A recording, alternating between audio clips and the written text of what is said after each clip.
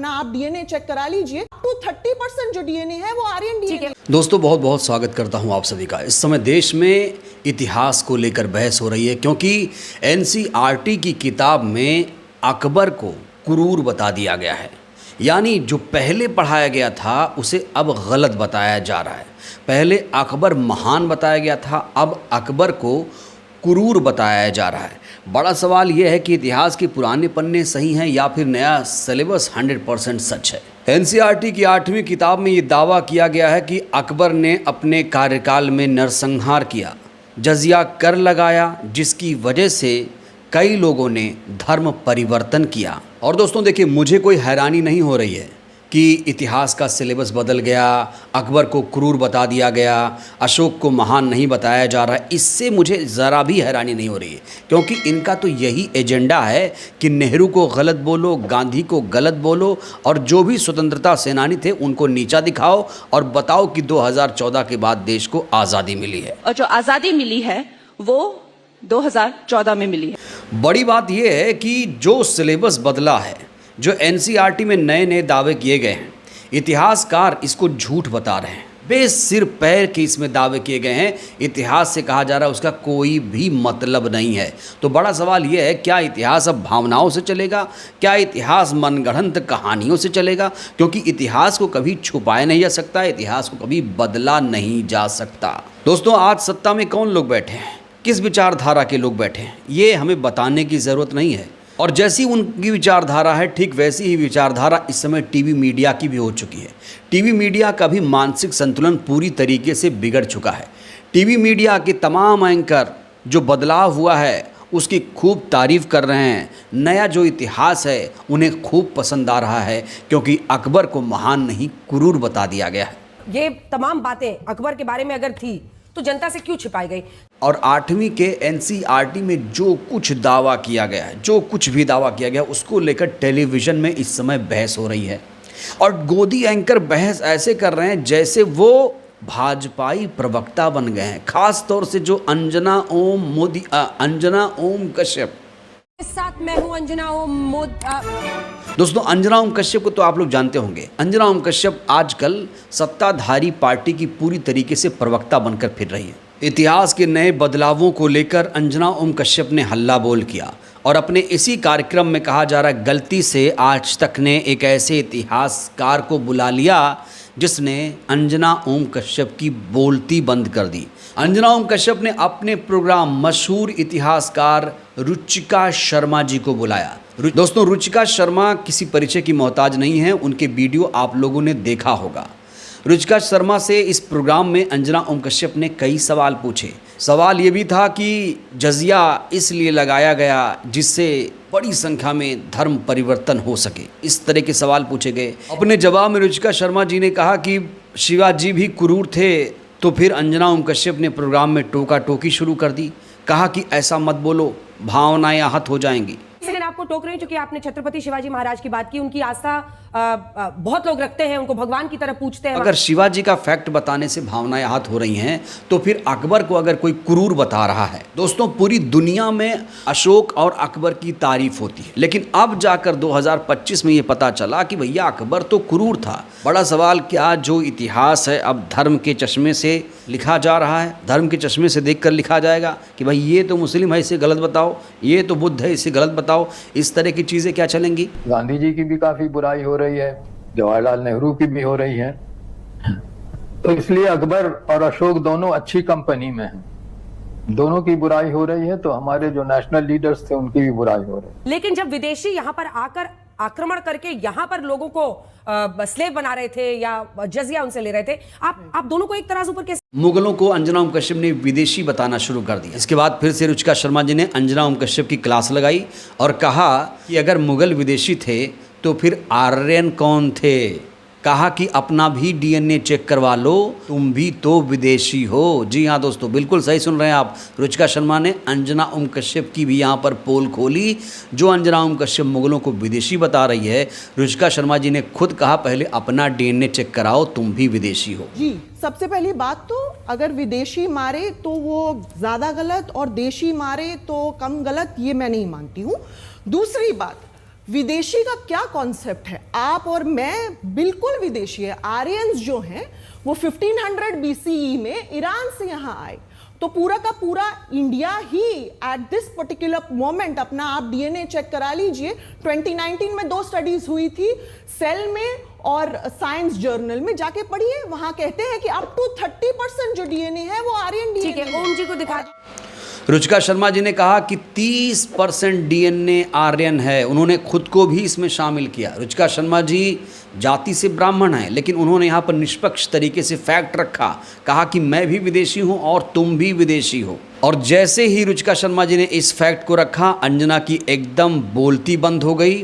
रुचिका शर्मा जी ने साफ तौर से कहा कि ऐसा कोई राजा नहीं है जिसने क्रूरता ना की हो। तो दोस्तों चलिए ये मज़ेदार डिबेट आपको सुनवाते हैं। रुचिका शर्मा और अंजना ओम कश्यप में किस तरीके से बहस हुई है, वैसे जवाब कितना शानदार दिया है रुचिका जी ने, अंजना की किस तरीके से रुचिका शर्मा जी ने बोलती बंद की है, वो ज़रा आप लोग देखिए, मज़ा आएगा दोस्तों। ये डिबेट बहुत ही बेहतरीन आप लोगों को लगेगा। देखिए ये तमाम बातें अकबर के बारे में अगर थी तो जनता से क्यों छिपाई गई? पीढ़ी दर पीढ़ी इस देश में क्यों नहीं पढ़ाया गया? अब इसमें दोनों हिस्सा है। 30,000 आम लोगों को मारने का जो आदेश दिया था वो भी, और वो भी कि बाद में उसने अपने आप को बदला। जी पहले तो मैं स्टूडेंट थी, मेरी पीएचडी हो गई है जेएनयू से, अभी मैं पढ़ाती हूँ। सेकेंड पॉइंट, मेरी एनसीईआरटी के रीसेंट चेंजेस से सिर्फ 2 प्रॉब्लम्स हैं। एक, सबसे पहला प्रॉब्लम, उन्होंने काफ़ी कुछ झूठ लिखा है जो मैं फैक्ट से आपको बताऊंगी। दूसरा, उन्होंने काफ़ी कुछ इतिहास इनकम्प्लीट बताया। सिंस जिजिया इतना डिस्कस हो रहा था, सबसे पहले मैं ये क्लियर कर दूं कि ये आइडिया कि अकबर ने अपना एस्टैब्लिश करने के बाद बनाया था, जिजिया को ख़त्म किया था, ये बिल्कुल गलत है। अकबर का रेंज शुरू होता है 1560 में, 1562 में जिजिया अबॉलिश हो गया था, और तब तक ये कहीं भी नहीं है कि उन्होंने अपना राज कंसोलिडेट किया था। इनफैक्ट वो बड़े यंग रूलर थे और उन्होंने बड़े यंग टाइम में ही अपना ये डिसीजन ले लिया था।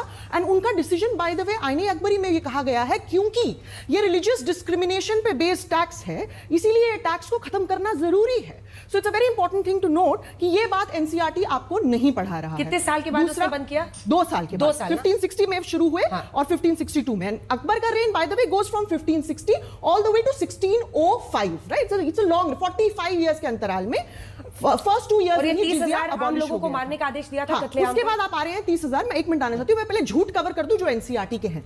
दूसरा झूठ ये बोलते हैं कि जिजिया इसलिए लाया गया क्योंकि it was an incentive to convert, ताकि लोग कन्वर्ट हो जाएं, मुसलमान बन जाएं, ताकि उनको जिजिया नहीं देना पड़े। ये कौन सी सोर्स में लिखा है? मैं एनसीईआरटी को आरटीआई डालना चाहूंगी। मैं पूछना चाहूंगी, आपने कौन सी सोर्स में अकबर की, अकबर के बाद की, उनसे पहले की, कभी की भी, जब से जिजिया इस्लामिक वर्ल्ड में लागू हुआ है, कहां लिखा है कि it's an incentive to convert? तो ये कहां से आपका आइडिया आ रहा है? आप अपनी बात बीच में ला रहे हैं, राइट? दूसरा ये जो बात है, अब आप आते हैं ब्रूटैलिटी पे, क्रूअल्टी पे। कौन सा राजा है जो किसी की टेरिटरी में जाता है और कहता है सर प्लीज मुझे अपनी टेरिटरी दे दीजिए? क्या हिंदू राजाओं ने किसी राजा की टेरिटरी में जाके उसकी टेरिटरी लेने के लिए लूटपाट नहीं मचाई? शिवाजी मुझे याद आते हैं। शिवाजी कर्नाटका में जब जो चिक्का राजा वुडेयार थे, अगेन हिंदू राजा, उनके खिलाफ जब कर्नाटक में उन्होंने अटैक किया श्रीरंगपट्टनम में, तो वो बाकायदा उनके बाखर में लिखा है कि आसपास की सारी जगहों को उन्होंने लूट लिया।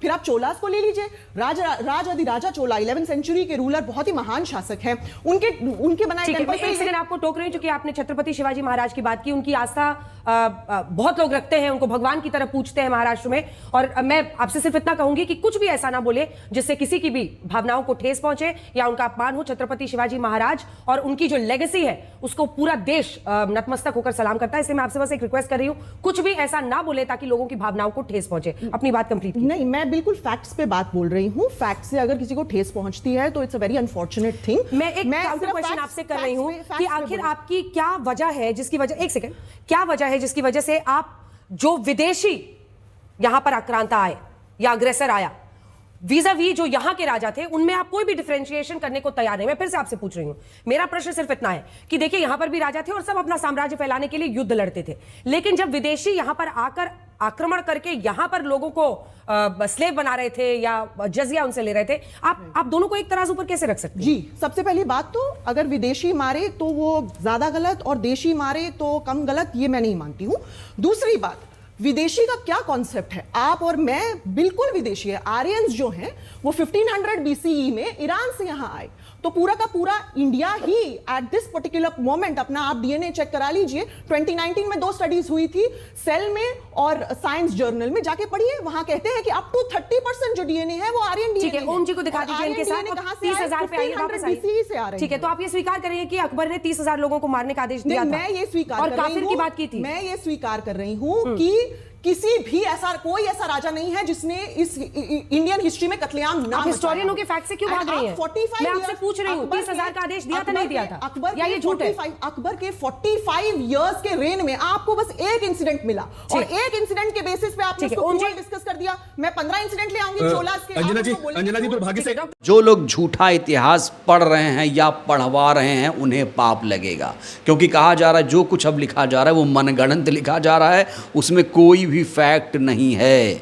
अकबर को एक घटना से, कहा जा रहा है चित्तौड़ की वो घटना है जहाँ पर कई हजार लोगों को मारने के लिए आदेश दिया गया। ऐसा कौन सा राजा था जिसने हत्या नहीं की? ऐसा कौन सा राजा था जिसने खून खराबा नहीं किया? तो एनसीईआरटी में जो कुछ भी बदलाव हो रहा है, इतिहासकार उसे बकवास बता रहे हैं, उसे बेकार बता रहे हैं और कहा जा रहा है कि अकबर मुस्लिम था, मुगल मुस्लिम थे, इसलिए उन्हें विदेशी बताया जा रहा है। दरअसल इनको हिंदू मुस्लिम का एजेंडा सेट करना है, इसलिए इतिहास को इस नज़रिए से पेश किया जा रहा है। आज सत्ता में जो लोग बैठे हैं उनकी क्या डिग्री है, उन्होंने कितनी पढ़ाई लिखाई की है, कौन लोग हैं जो सत्ता में बैठे हैं, तो इतिहास को वो लोग किस तरीके से पढ़ाए जाएंगे आप लोग समझ सकते हैं। आज तो ऐसा युग है जहाँ पर कांवड़ यात्रा शुरू होती है तो स्कूल ही बंद कर दिया जाता है। और यही नहीं दोस्तों, एक बड़ी खबर मैं आपको देना चाहता हूँ, एक बड़ी खबर। देखिए उत्तराखंड में क्या हुआ, एनसीईआरटी के बुक में अब भगवद गीता और रामायणा भी स्कूल में पढ़ाई जाएगी। तो यहाँ पर धार्मिक एजेंडा एक सेट किया जा रहा है, यहाँ पर सिर्फ हिंदू मुस्लिम करके चुनाव जीतने की एक कोशिश है और इसे भी एक चुनावी स्टंट बताया जा रहा है। बड़ा सवाल यह है कि इस तरह का एजेंडा जो लोग कर रहे हैं, देश इससे कितना मजबूत होगा, देश का इससे कितना भला होगा, क्योंकि इतिहास को कभी आप छुपा नहीं सकते, बदल नहीं सकते। इतिहास जो है वो वैसे ही रहेगा। 1947 में हमारा देश आज़ाद हुआ, तो 2014 में अगर कोई कह रहा आज़ाद हुआ तो महामूर्ख है। बहरहाल दोस्तों, इस वीडियो में इतना ही। रुचिका शर्मा जी ने अंजना ओम कश्यप की जिस तरीके से बोलती बंद की है, रुचिका शर्मा जी के उन तमाम जवाबों को लेकर आप क्या कहेंगे? कौन सा सबसे बढ़िया जवाब आपको अच्छा लगा? प्रतिक्रिया दीजिए। बहुत बहुत धन्यवाद।